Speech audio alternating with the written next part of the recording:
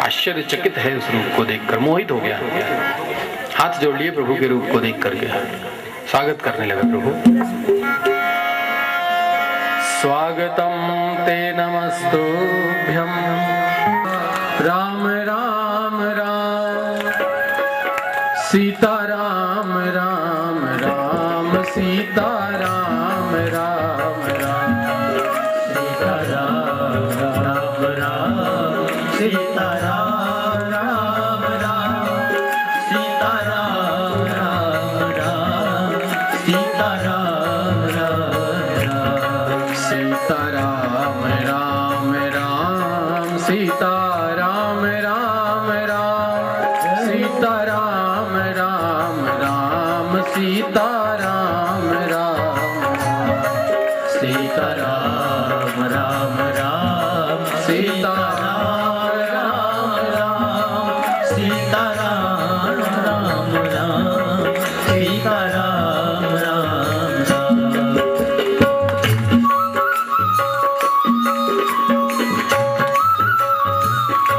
हरि बोल।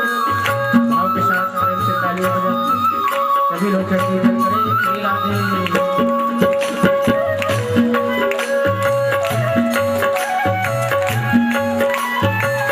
हरि बोल।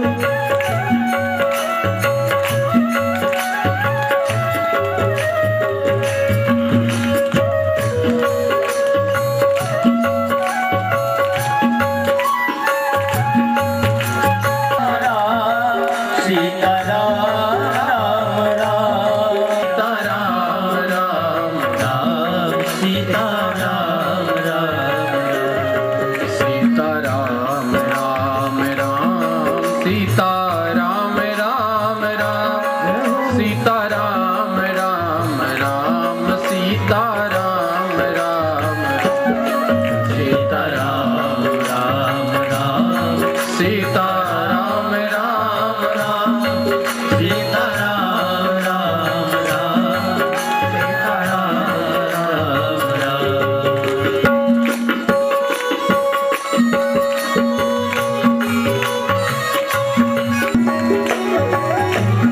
हरि हरि बोल।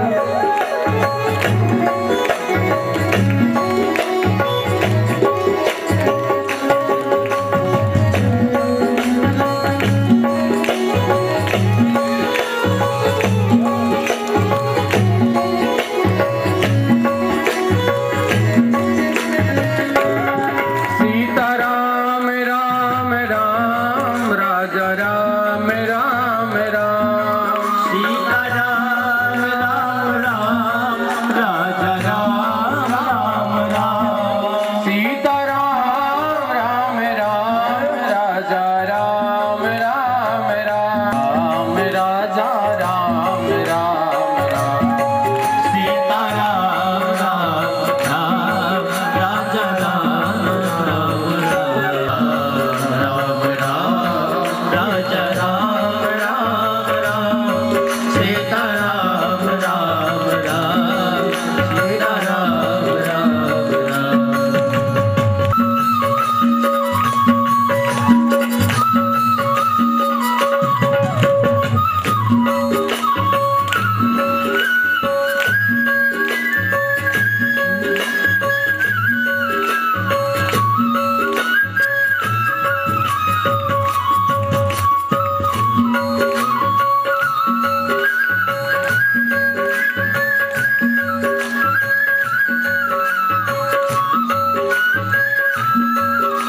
नौमी तिथि मधुमास पुनीता नौमी तिथि मधुमास पुनीता नौमी तिथि मधुमास पुनीता नौमी तिथि मधुमास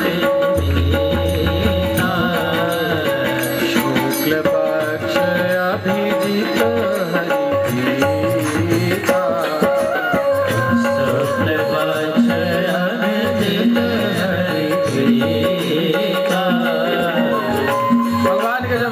समय आया, ऐसा पावन समय था। मधुमास का महीना, चैत्र का महीना, शुक्ल पक्ष, नवमी की तिथि, समय मध्य दिवस अति शीत न घामा, मध्य दिवस अति शीत न घामा, मध्य दिवस अति शीत न घामा, मध्य दिवस अति शीत न घामा, पावन काल लोक विश्रामा, पावन काल लोक विश्रामा।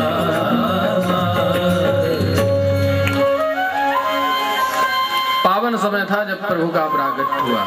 तुलसीदास जी कहते हैं नौमी तिथि, इस तिथि को मैं प्रणाम करता हूँ। नौमी माने प्रणाम, मैं नमन करता हूँ, उस तिथि को प्रणाम करता हूँ जिसमें प्रभु का प्रागट्य हुआ। या नौमी माने नौमी की तिथि। जब भगवान का जन्म होने वाला था तो सारी तिथियां भगवान के पास पहुंची थी, अपनी अपनी विशेषता बता रही थी कि प्रभु मेरे में आ जाओ, मुझ में ये विशेषता। चैत्र शुक्ल पक्ष की प्रतिपदा पहुंच गई, प्रभु मैं श्रेष्ठ हूं। आज से ही ब्रह्मा जी ने सृष्टि प्रारंभ की थी, इसलिए आप मुझ में जन्म ले लो। नौमी की तिथि चुपचाप खड़ी थी, कुछ नहीं बोल रही थी, क्योंकि ज्योतिष शास्त्र के आधार पर नौमी की तिथि को रिक्ता तिथि बोलते हैं। रिक्त है, वो खाली है। क्या बोले, बेचारी चुपचाप खड़ी थी संकुचित भाव से। भगवान ने देखा ये ठीक है, क्योंकि बाकी तो पहले से ही भरी है। अब जो पहले से एंगेज्ड होगा उसमें क्या जाए, जो खाली होगा उसी को तो भरेंगे। तो नौमी ही खाली है, इस पर ही कृपा कर रहे हैं। चैत्र शुक्ल पक्ष नौमी की तिथि ठीक दिन के 12 बजे अभिजित मुहूर्त में कौशल्या के राजमहल में शंख चक्र गदा पद्म है चतुर्भुज स्वरूप में भगवान का प्रागट्य हुआ। कौशल्या जी ने प्रभु का दर्शन किया, उनकी स्तुति करना प्रारंभ करती है। प्रगट कृपाला दीन दयाला कौशल्या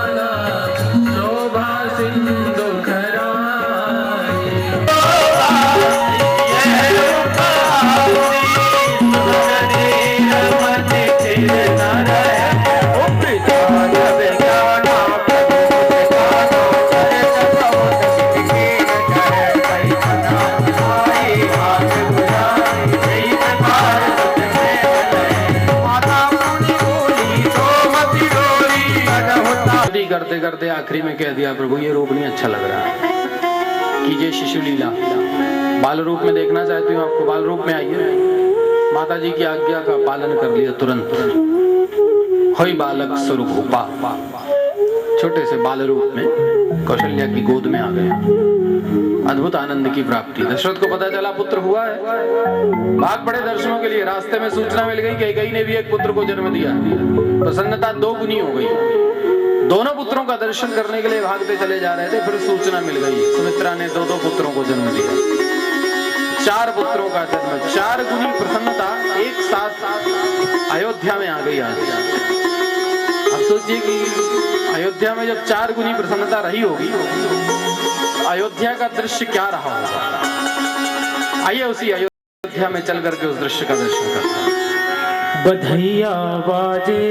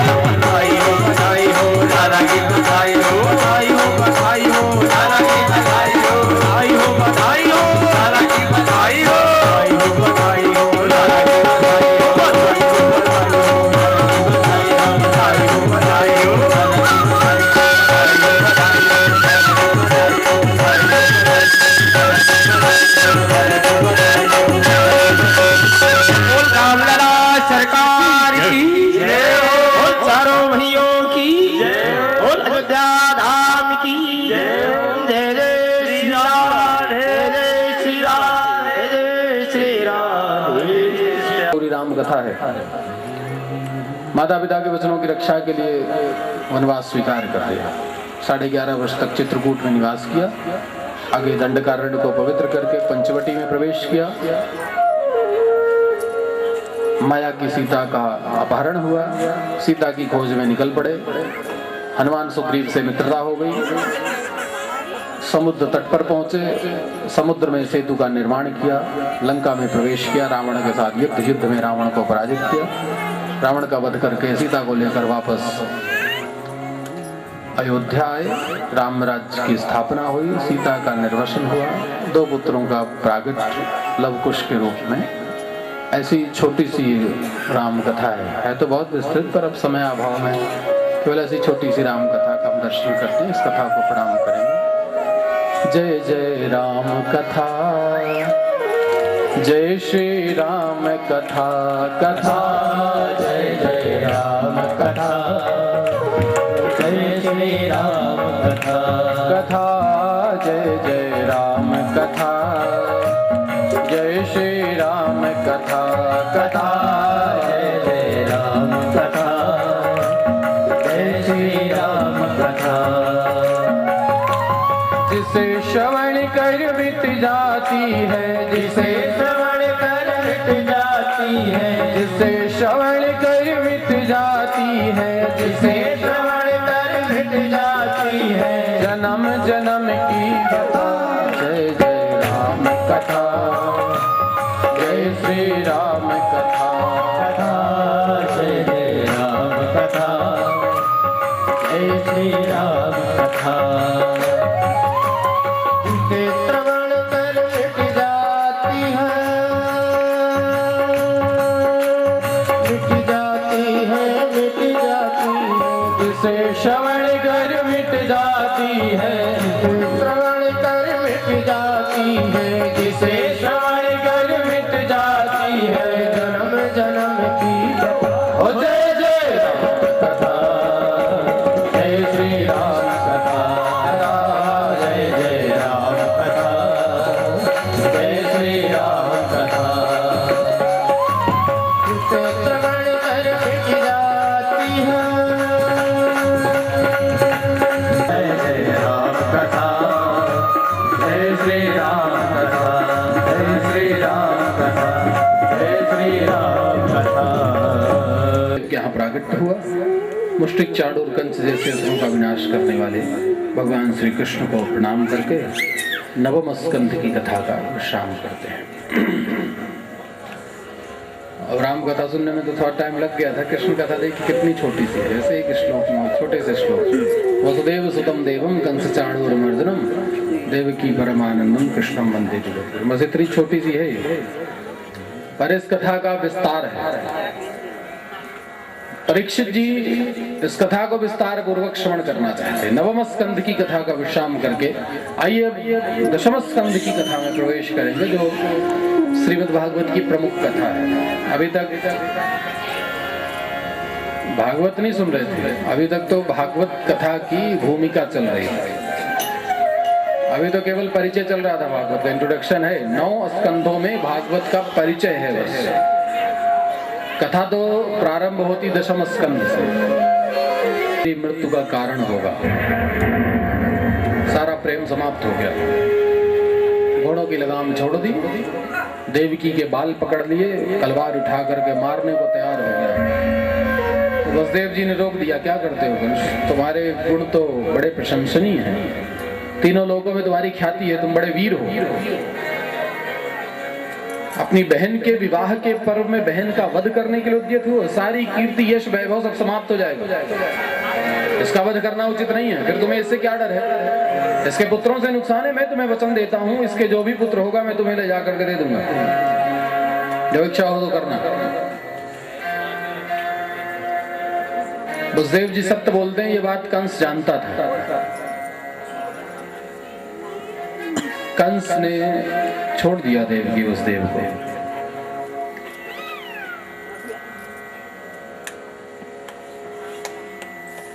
समय आने पर देवकी वसुदेव के पहला पुत्र हुआ, उसे ले जाकर के कंस के चरणों में डाल दिया। कंस को दया आ गई, इसको क्यों मारे, छोड़ दिया उसको।